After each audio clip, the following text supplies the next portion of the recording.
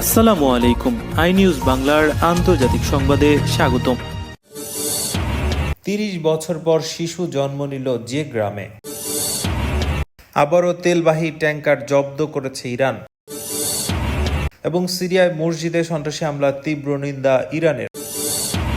আপনি যদি ইরানের পক্ষে থাকেন তাহলে এই ভিডিওতে একটি লাইক দিন। ইতালির আব্রুজো অঞ্চলের মাউন্ট কিরিফালফোর ঢালে অবস্থিত প্রাচীন এক গ্রাম পাগলিয়ার দেই মার্সি।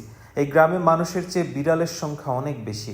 দশকের পর দশক ধরে জন্মসংখ্যা কমার ফলে গ্রামটিতে যে শুনশান নীরবতা নেমে এসেছে, তবে গত মার্চ থেকে সেই নীরবতা কিছুটা ভেঙেছে। এক বিরল ঘটনাকে কেন্দ্র করে গ্রাম জুড়ে বয়ে গেছে আনন্দের বন্যা, একটি শিশুর জন্ম। গত প্রায় ৩০ বছরের মধ্যে পাগলিয়ারা দেই মার্সিতে জন্ম নেয়া প্রথম শিশু হল লারা বুসি ট্রাবুকো।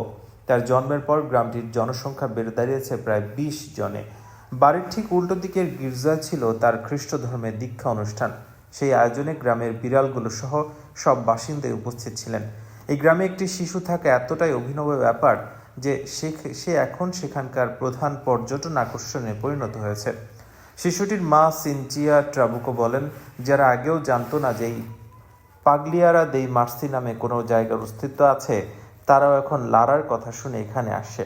মাত্র ৯ মাস বয়সে ও বিখ্যাত হয়ে গেছে। লারার এই আগমন যেমন আশার প্রতীক, তেমনি এই ঘটনা ইতালির জনসংখ্যা সংকটের নির্মম ও বাস্তব চিত্র তুলে ধরে।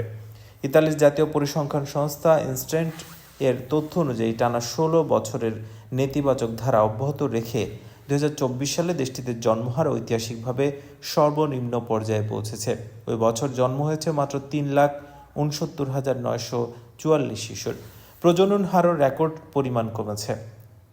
২০২৪ সালে সন্তান ধারণে সক্ষম নারীদের গড়ে সন্তান জন্মদানের হার ছিল ১.১৮, যা ইউরোপীয় ইউনিয়নের দেশগুলোর মধ্যে অন্যতম সর্বনিম্ন।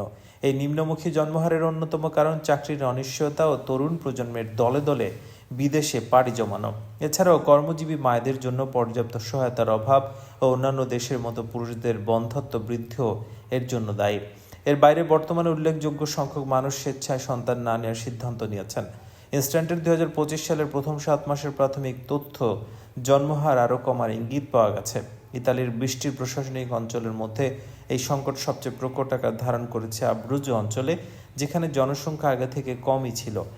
২০২৪ সালের একই সময়ের তুলনায় চলতি বছরের জানুয়ারি থেকে জুলাইয়ের মধ্যে এখানে জন্মহার ১০.২%।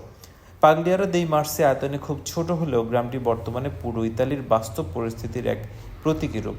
দেশজুড়ে বয়স্ক মানুষের সংখ্যা বাড়ছে, স্কুলগুলো হয়ে পড়ছে শিক্ষার্থী শূন্য। এই পরিস্থিতি সরকারি কোষাগারের উপর চাপ সৃষ্টি করছে এবং স্থানীয়, আঞ্চলিক ও জাতীয় পর্যায়ের নেতাদের সামনে কঠিন অর্থনৈতিক ও সামাজিক চ্যালেঞ্জ ছুড়ে দিয়েছে। স্থানীয় মেয়র জিউসেপিনা পেরোজ্জি বলেন, পাগলিয়ারা দেই মার্সি চরম জনশূন্যতায় ভুগছে। অনেক বয়স্ক মানুষ মারা যাচ্ছেন, কিন্তু তাদের জায়গা পূরণ করার মতো কোনো নতুন প্রজন্ম তৈরি হচ্ছে না।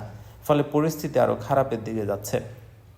শিশু লারার বাড়ির কয়েক ঘর পরেই বাস করেন মেয়র পেরোজ্জি। তিনি ৪২ বছর বয়সী ট্রাবুকো তার ৫৬ বছর বয়সী সঙ্গী পাওলো বুসির প্রতি কৃতজ্ঞতা প্রকাশ করেন পরিবার শুরু করার জন্য। তিনি আশা করেন তাদের দেখে অন্যরা উৎসাহিত হবে। তাদের এই পরিস্থিতি অবশ্য সচরাচর দেখা যায় না। পেশায় সঙ্গীত শিক্ষিকা ট্রাবুক্কোর জন্ম রোমের কাছাকাছি ফ্রান্সকাটি এলাকায়। তিনি দীর্ঘদিন ইতালির রাজধানীতে কাজ করেছেন, কিন্তু শহরের বিশৃঙ্খলা থেকে দূরে নিভৃতে সন্তান মানুষ করার স্বপ্ন ছিল তার। তাই তিনি তার দাদার জন্মস্থান এই গ্রামে ফিরে আসার সিদ্ধান্ত নেন। কয়েক বছর আগে স্থানীয় নির্মাণ শ্রমিক বুসির সঙ্গে তার পরিচয় হয়। লারা জন্ম নেওয়ার পর এই দম্পতি ১,০০০ ইউরোর একটি বেবি বোনাস পেয়েছেন। ২০২৫ সালের জানুয়ারি থেকে জন্ম নেওয়া বা দত্তক নেওয়া প্রতিটি শিশুর জন্য এই সুবিধা চালু করেছে জর্জিয়া মেলোনির কট্টর ডানপন্থী সরকার। এছাড়াও তারা প্রতি মাসে শিশু ভাতা হিসেবে প্রায় ৩৭০ ইউরো পান। ইরান উপসাগরের কৌশলগত এলাকায় আবারও একটি বিদেশি তেলবাহী ট্যাঙ্কার জব্দ করেছে ইরান। কেশম দ্বীপের কাছে ওই ট্যাঙ্কারটি আটক করা হয়। দেশটির রাষ্ট্রায়ত্ত সংবাদ মাধ্যম জানিয়েছে, ট্যাঙ্কারটিতে প্রায় ৪০ লাখ লিটার চোরাই জ্বালানি বহন করা হচ্ছিল। ইরানি কর্তৃপক্ষ জব্দকৃত ট্যাঙ্কারটির নাম কিংবা সেটি কোন দেশের মালিকানাধীন সেই বিষয়ে কোনো তথ্য প্রকাশ করেনি। তবে ফৌজদারি অপরাধে জড়িত থাকার অভিযোগে ১৬ জন বিদেশি নাবিককে আটক করা হয়েছে বলে জানানো হয়। রাষ্ট্রীয় টেলিভিশনের খবরে বলা হয়, ট্যাঙ্কারটি গত বুধবার জব্দ করা হয়। এর আগেও গত সপ্তাহে ওমান উপসাগরে ৬০ লাখ লিটার চোরাই ডিজেল বহনকারী আরেকটি বিদেশি ট্যাঙ্কার আটক করার দাবি করেছিল তেহরান। সেক্ষেত্রেও ট্যাঙ্কারের পরিচয় বা দেশের নাম প্রকাশ করা হয়নি। ইরানে জ্বালানির ওপর উচ্চ ভর্তুকি এবং জাতীয় মুদ্রার ব্যাপক অবমূল্যায়নের কারণে দেশটিতে বিশ্বের অন্যতম সস্তা জ্বালানি পাওয়া যায়।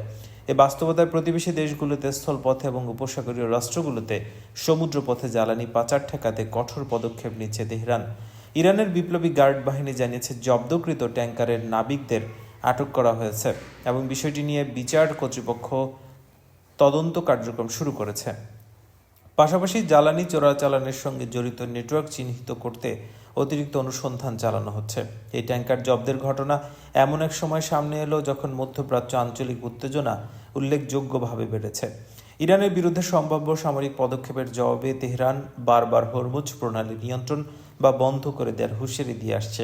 বিশ্বের মোট তেল সরবরাহের প্রায় 1/5 এই হরমুজ প্রণালী দিয়েই পরিবাহিত হয়। ফলে সেখানে কোনো ধরনের ব্যাঘাত সৃষ্টি হলে বৈশ্বিক জ্বালানি বাজারে তা বড় ধরনের উদ্বেগের কারণ হয়ে উঠতে পারে। সিরিয়ার হোমস প্রদেশের ইমাম আলী মসজিদে সন্ত্রাসী হামলার তীব্র নিন্দা জানিয়েছে ইরান। এক বিবৃতিতে দেশটির পররাষ্ট্র মন্ত্রণালয়ের মুখপাত্র ইসমাইল বাঘাই হোমস প্রদেশের ইমাম আলী বিন তালিব মসজিদে নামাজরত মুসল্লিদের উপর চালানো হামলাকে বেসামরিক নাগরিক এবং উপাসনালয়ের বিরুদ্ধে স্পষ্ট সহিংসতা হিসেবে উল্লেখ করেছেন। তিনি হামলা নিহতদের পরিবারের প্রতি গভীর সমবেদনা জানান এবং আহতদের দ্রুত সুস্থতা কামনা করেন। সব ধরনের সন্ত্রাসবাদ এবং সহিংস চরমপন্থার বিরুদ্ধে ইরানের দীর্ঘদিনের অবস্থান পুনর্ব্যক্ত করে বাঘাই বলেন, সিরিয়ার চলমান নিরাপত্তাহীনতার মূল কারণ হল অবৈধ বিদেশি হস্তক্ষেপ, দেশটির সার্বভৌমত্ব এবং ভৌগোলিক অখণ্ডতার লঙ্ঘন এবং সিরিয়ার কিছু অংশ দখল করে রাখা। তার মতে এসব কারণেই সন্ত্রাসী গোষ্ঠীগুলোর টিকে থাকা, বিস্তার এবং কার্যক্রম চালিয়ে যাওয়ার পরিবেশ তৈরি করেছে। মুখপাত্র হামলার সঙ্গে জড়িত সরাসরি অপরাধী সহ পরিকল্পনাকারী এবং মদতদাতাদের দ্রুত শনাক্ত করে বিচারের আওতায় আনার আহ্বান জানিয়েছে। একই সঙ্গে তিনি সিরিয়ার অন্তর্বর্তীকালীন কর্তৃপক্ষের প্রতি বেসামরিক নাগরিকদের নিরাপত্তা নিশ্চিত এবং ভবিষ্যতে এ ধরনের হামলা প্রতিরোধে কার্যকর ব্যবস্থা গ্রহণের দায়িত্বের কথা স্মরণ করিয়ে দেন।